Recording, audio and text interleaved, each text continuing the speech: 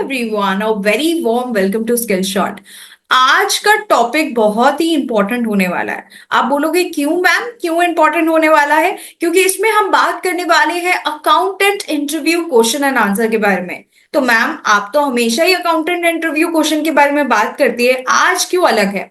आज इसलिए अलग है बिकॉज हम बात करेंगे कि कैसे प्रैक्टिकली आपको डेटा दिया जा सकता है और आपसे ये एक्सपेक्ट किया जा सकता है कि आप काम अच्छे से करें। तो चलिए देखते हैं वो प्रैक्टिकल डेटा क्या है और कैसे प्रैक्टिकली जो है हमें काम करना है। मैं शेयर करती हूँ अपना स्क्रीन। उससे पहले अगर आपने चैनल को सब्सक्राइब नहीं किया है तो सब्सक्राइब कीजिए, बेल आइकन को प्रेस कीजिए सबसे पहले वीडियो पाने के लिए। चलिए स्टार्ट करते हैं accountant interview question and answer के साथ। तो मैंने ये जो डेटा है वो कहां से लिया है, आपको भी ऐसा डेटा दिया जा सकता है। तो ये बेसिकली टू बी का डेटा है। टू बी का आपको डेटा दे दिया गया है जिसमें आपको लीगल नेम, ट्रेड नेम, ये सारी चीजें दिख रही है, जीएसटीएन नंबर दिख रही है। अब आपसे पूछा क्या जाएगा? आपसे पूछा जाएगा ये जितने भी ट्रांजैक्शन है, जैसे इसमें GSTN number, trade name, invoice number, invoice type, invoice date, ये सारी चीजें दी गई हैं। अब छोटी कंपनी क्या करती है ना, छोटे जो ऑर्गेनाइजेशन होते हैं जो इतने बड़े नहीं होते, वो लोग क्या करते हैं, जब टू बी आ जाता है उसके बाद प्रॉपरली एंट्री करते हैं। तो आपसे ये देखना चाहते हैं वो लोग कि आप क्या टू बी को देख के अपने बुक्स ऑफ अकाउंट्स में एंट्री कर सकते हैं या नहीं कर सकते हैं। तो वो डेटा तो दे दिए, संग में एक हेल्पर भी है जिसमें बताया गया है ये क्या चीज का खर्चा है, जैसे एडवर्टाइजमेंट का है या जूम एक्सपेंस है या इंटरनेट एक्सपेंस है, क्या चीज का ये खर्चा है। कुछ जीएसटीएन नंबर जो है यहाँ पर मैंने दिखाया आपको, और इसमें आप ट्रेड नेम वगैरह भी देख सकते हैं। तो चलिए स्टार्ट करते हैं। सबसे पहले टैली में हमको क्या करना पड़ेगा? टैली में हम सबसे पहले कंपनी क्रिएट करेंगे।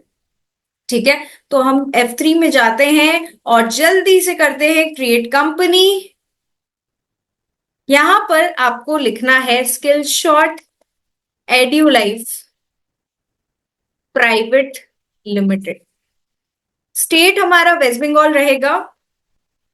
तो ये सारी डिटेल्स देने के बाद देखिए, बुक बिगनिंग फ्रॉम 1 अप्रैल ही रखते हैं हम लोग। कंट्रोल ए करते हैं। कंट्रोल ए करके ये तो हो गया। अब हम सेट अनेबल जीएसटी करते हैं। जीएसटी को यस कर देते हैं और यहां पर जीएसटीएन नंबर जो है यहां से कॉपी कर लेते हैं, जीएसटीएन नंबर, और यहां पर पेस्ट कर देते हैं। तो जीएसटीएन नंबर जो है हमने प्रोवाइड कर दिया है। डिटेल्स अभी जो भी है एक्सेप्ट कर रहे हैं। ठीक है, तो ऐसे हमने जीएसटी जो है अनेबल कर दिया है। Set alter company GST rate details में भी आप यस कर सकते हैं। यहां पर रेट डिटेल्स अगर आप डालना चाहें तो डाल सकते हैं। अभी के लिए मैं नहीं डाल रही हूँ, कंट्रोल ए कर रही हूँ, कंट्रोल ए कर रही हूँ। अब हमको सिंपली क्या करना है, अब यहां पर देखोगे B2B सबसे पहले आ रहा है एडवर्टीजमेंट एक्सपेंस। तो एडवर्टीजमेंट हमारे लिए क्या है? खर्चा है। टू बी में आ रहा है, इसका क्रेडिट हमको मिल रहा है, तो ये हमारे लिए तो खर्चा है। तो खर्चा की जो एंट्री, ड्यू एंट्री कहाँ होती है? जर्नल वाउचर में। तो कैसे हम ड्यू एंट्री करेंगे एक बार देख लेते हैं। तो हम सबसे पहले जाएंगे वाउचर में। वाउचर में जाने के बाद हम जर्नल में जाएंगे। जर्नल में देखिए कहीं कहीं रेफरेंस नंबर दिखाता है, कहीं कहीं नहीं दिखाता है। अगर आपको रेफरेंस नंबर ऑन करना है तो F12 में जाके आप provide reference number and date, ये जो ऑप्शन है इसको आप यस कर सकते हैं। तो ऐसे आप कर सकते हैं। रेफरेंस नंबर ये इनवॉइस नंबर ही मैं दे दे रही हूँ, control C control V। Date मैं दे दे रही हूँ। डेट आपको देखना पड़ेगा कौन सा डेट का है। तो ये तो प्रीवियस ईयर के डेट का है, तो एक बार ये मानते हैं इसी ईयर का है। एक बार 14 अप्रैल ही लिख लेते हैं, 2024। ठीक है, तो हम डेट चेंज कर देते हैं, F2 करते हैं, 14 अप्रैल 2024।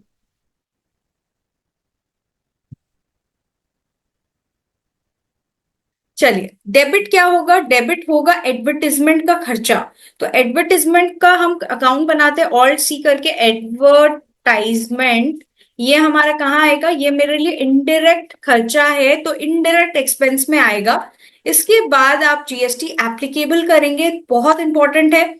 स्पेसिफाई डिटेल कर सकते हैं यहाँ पर। एसएससी जो है अगर आप देना चाहे, एक बार मैं अज्यूम करती हूँ कुछ भी एसएससी एक बार दे देती हूँ, लेकिन आपको एकदम प्रॉपर देना है। 6 डिजिट का एसएससी जो है वो आपको देना है। ठीक है, अब इसके बाद एज पर कंपनी नहीं, स्पेसिफाई डिटेल करेंगे। टैक्सेबिलिटी में टैक्सेबल रखेंगे। आईजीएसटी का रेट कितना है, अगर आप देखोगे तो रेट इसमें 18% है, 18% जो है, और अपने आप बाइफरकेट हो जाएगा 9-9% में। रिवर्स चार्ज एप्लीकेबल नहीं है, एलिजिबल फॉर आईटीसी को यस करेंगे, कंट्रोल ए करेंगे। अब इसमें देखिए आपका टैक्सेबल वैल्यू कितना है, 1980। 1980 जो है आपका टैक्सेबल वैल्यू है।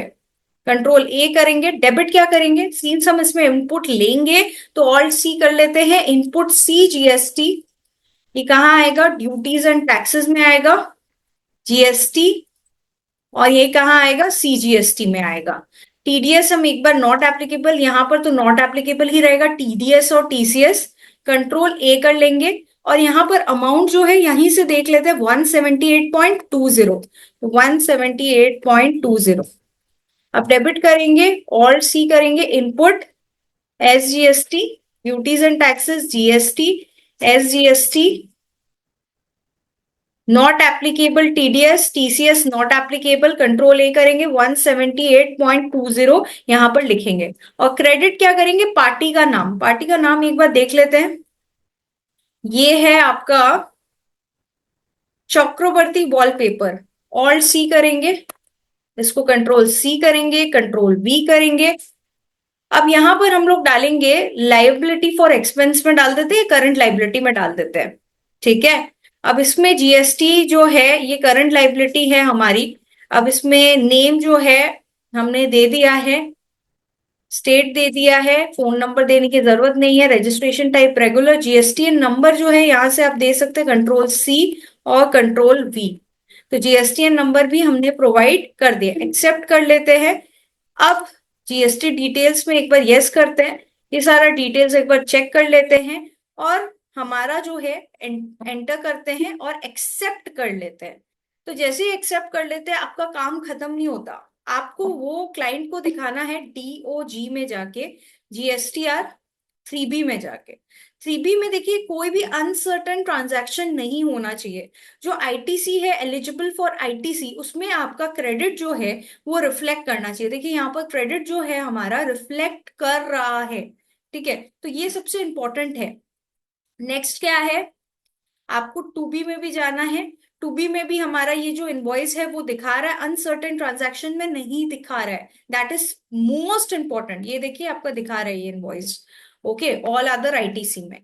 और आप लेजर भी दिखा सकते हैं सामने वाले पार्टी को, DAL चक्रवर्ती वॉलपेपर में जाके, यहां पर देखिए इसका जर्नल एंट्री हमारा शो कर रहा है, ठीक है, तो ये आप दिखा सकते हैं। तो ऐसे आपको काम करना है। आगे एक और एंट्री मैं करके दिखाती हूँ ताकि आपको क्लैरिटी हो। तो हम सिंपली जाएंगे वाउचर में, वाउचर में हम जाएंगे जर्नल में, जर्नल में ही है हम। रेफरेंस नंबर अगर हम देना चाहे तो यहाँ पर प्रोवाइड कर देते हैं। डेट हमारा है 15 अप्रैल, 15 अप्रैल 2024, यहाँ पर भी 15 अप्रैल 2024।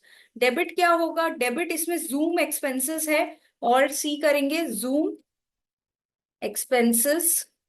ये हमारा इनडायरेक्ट एक्सपेंस है, इनडायरेक्ट एक्सपेंस है। इसमें स्पेसिफाइड डिटेल्स आप कर सकते हैं, एसएससी जो है एक बार कुछ भी दे दीजिए, ठीक है।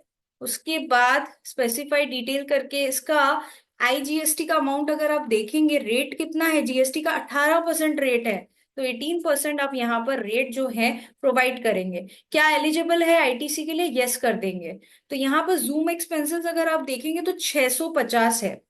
और यहाँ पर अगर पार्टी की बात करूं तो पार्टी जो है वो बाहर की पार्टी है, क्योंकि इसमें वेस्ट बंगाल का अगर हम देखें तो 19 होता है, इसमें 27 है इसका जीएसटी नंबर का स्टार्टिंग डिजिट। तो इसमें हम लोग क्या करेंगे, आईजीएसटी लगाएंगे।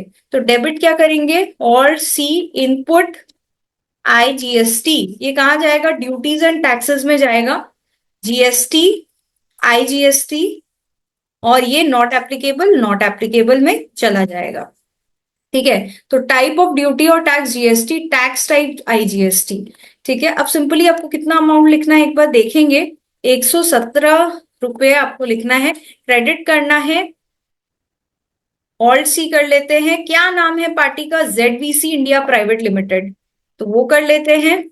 इसको करंट लाइबिलिटी में हम एक बार डाल देते हैं, या आप क्या कर सकते हैं, क्रेडिटर में भी डाल सकते हैं, सन्ड्री क्रेडिटर। लेकिन ये तो आपके एक्सपेंस रिलेटेड खर्चे हैं, इसलिए मैं करंट लाइबिलिटी में डाल रही हूँ। रेगुलर स्कीम में है बंदा तभी तो आईटीसी देगा। और इसका जो भी जीएसटी नंबर है कॉपी करके पेस्ट करके डाल देते हैं। इसका देखिए एक चीज मैंने गलत किया है, यहाँ पर वेस्ट बंगाल नहीं होगा। ये बंदा जो 27 नंबर है, आपको स्टेट कोड भी ध्यान से देखना होगा कि स्टेट कोड कहाँ का है। आखिर ये बंदा जो है 27 स्टेट कोड, एक बार गूगल में सर्च कर लेते हैं अपन। 27 स्टेट कोड, ये कहाँ का कोड है? ये शायद नोएडा का है I think.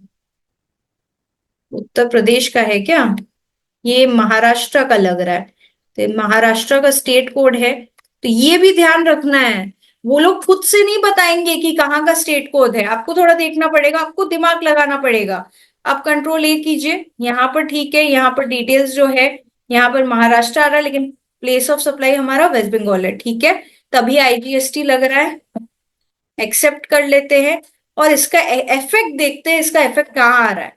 DOG GSTR 3B में देखिए, ये जो इनवॉइस है 117 रुपए का, ये आईटीसी में आ गया है, ये आपको दिखाना है। कोई भी अनसर्टेन ट्रांजैक्शन, सबसे इंपॉर्टेंट, कोई भी अनसर्टेन ट्रांजैक्शन नहीं होना चाहिए। यहां देखिए अनसर्टेन ट्रांजैक्शन कुछ भी नहीं है।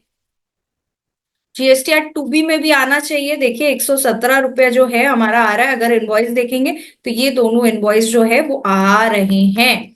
तो ये एंट्रीज आपसे पूछी जा सकती है। आप डीएएल में जा सकते हैं, डीएएल जेडवीसी में देख सकते हैं, तो ये भी आपको दिखाई दे रहा है, ठीक है। तो ऐसा टाइप का जो क्वेश्चन है आपसे पूछा जा सकता है, तो आपको हमेशा रेडी रहना। देखो क्वेश्चन किसी भी तरह का आए, लेकिन कंसेप्ट अगर क्लियर है ना, तो आप कोई भी क्वेश्चन को तुरंत ही सॉल्व कर सकते हो। सो गाइज होप सो आपको ये समझ में आया होगा। Thank you so much everyone for your time and patience. Hope आपको ये समझ में आया होगा। अगर अच्छा लगता है हमारा वीडियो, हमारा साथ, तो जरूर बताएं, क्योंकि आप जब भी बताते हो ना, काफी अच्छा लगता है। Thank you.